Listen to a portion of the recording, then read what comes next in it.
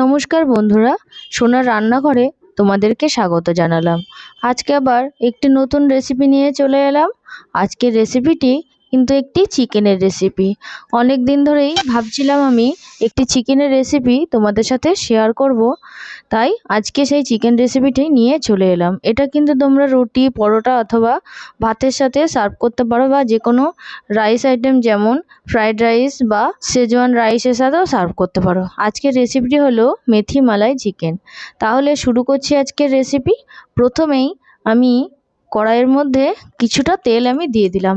এরপর ওই তেলের মধ্যে দিয়ে দিলাম গোটা গরম মশলা, জিরে আর একটা তেজপাতা। তারপরে একটু সামান্য চিনি দিয়ে দিলাম, এতে কালারটা খুব ভালো আসবে। এরপরে দিয়ে দিলাম দুটো মতন পেঁয়াজ কুচি, স্লাইস করে পেঁয়াজগুলো আমি কেটে নিয়েছিলাম, সেটা দিয়ে এবার সামান্য একটু ভেজে নেব।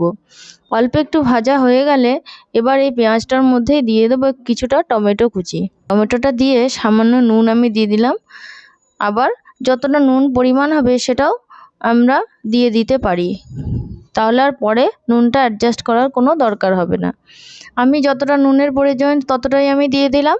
এরপর সামান্য একটু টমেটোটা গলে গেলে তার মধ্যে দিয়ে দেবো 2 টেবিল চামচ রসুন বাটা আর 1 টেবিল চামচ আদা বাটা। এই পরিমাণটা তোমরা কম বেশি করতে পারো। তারপরে সামান্য একটু ভেজে নিলাম।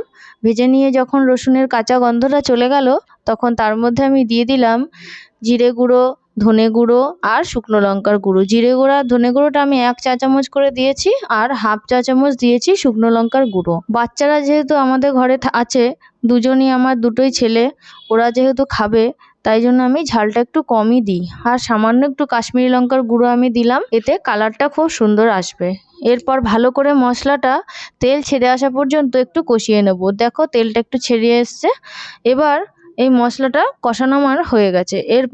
এবার মালাইয়ের জন্য একটা পেস্ট আমি তৈরি করেছি, সেটা এবার এর মধ্যে দিয়ে দিলাম। মালাই বলতে আমি এর মধ্যে দিয়েছি সামান্য একটু টক দই, একটু কাজু বাদাম আর একটু চালমগজ, এটাই ভালো করে পেস্ট করে নিয়েছি। তারপরে এবার এটা ভালো করে আবারও কষিয়ে একদম তেল ছেড়ে আসা পর্যন্তই করে নেব। মশলাটা প্রায় হয়ে এসছে, দেখো তেলটা একটুখানি ছেড়ে আসছে। যখন পুরোপুরি ছেড়ে আসলো তখন আমি এর মধ্যে দিয়ে দেবো চিকেনটা। আমি 750 মতন চিকেন নিয়েছিলাম, সেটা দিয়েই আমি আজকের মালাই চিকেনটা তৈরি করব। এরপরে চিকেনটা দিয়ে এবার মশলার সাথে আস্তে আস্তে ভালোভাবে মিশিয়ে দিতে হবে। এবারে কিছু কাঁচা লঙ্কা আমি দিয়ে দিলাম, কয়েকটা গোটা আছে, আবার শেষে আমি কিছুটা কাঁচা লঙ্কা দেবো। ঝালটা বললাম আমরা সবাই ঝালটা একটু কম খাই, তাই দিলাম। তোমরা চাইলে সবই ছেঁড়া কাঁচা লঙ্কা দিতে পারো। এরপরে ভালো করে একটু মিশিয়ে নেব। ঢাকা দিয়ে দিয়ে কষাতে হবে যতক্ষণ না তেলটা ছেড়ে আসছে। মাংসটা কষানোর উপরেই কিন্তু মাংসের টেস্ট নির্ভর করে, ওই জন্য মাংস যতক্ষণ ভালো করে কষানো হবে টেস্টটাও ততটাই ভালো আসবে। এবার তেলটা ছেড়ে এসছে পুরোপুরি। এবার আমি পরিমাণ মতন জল দিয়ে মাংসটা সেদ্ধ হতে দেব। এটাতে কিন্তু বেশি গ্রেভি হবে না, তাই জলের পরিমাণটাও তোমরা সেইভাবেই দেবে। আমি একদম মাংসটা যাতে সেদ্ধ হয়ে যায় এবং গ্রেভিটাও ঘন থাকে সেরকম পরিমাণেই দিচ্ছি। এবারে ঢাকা দিয়ে কিছুক্ষণ হতে দিলাম। এবারে গ্রেভিটাও ঘন হয়ে গেছে আর চিকেনটাও বেশ সুন্দর সেদ্ধ হয়ে গেছে। এবার একটু কসুরি মেথি ছড়িয়ে দিলাম। এটা যেহেতু কসুরি মেথি চিকেন, তাই কসুরি মেথিটা একটু পরিমাণটা বেশিই দিতে হবে। হাতে ক্রাশ করে কসুরি মেথিটা আমি দিয়ে দিয়েছি। এবার কিছুটা আবার চেরা কাঁচা লঙ্কা শেষে দিয়ে দিলাম। এতে ঝালটা হবে না, কিন্তু খেতে টেস্টটা খুব ভালো আসবে। এবার মেথি মালাইয়ের যেটা আসল উপকরণ সেটা হলো বাটার। আমি একটু কম পরিমাণেই দিয়েছি, তোমরা চাইলে আরও একটু বাটারও দিতে পারো।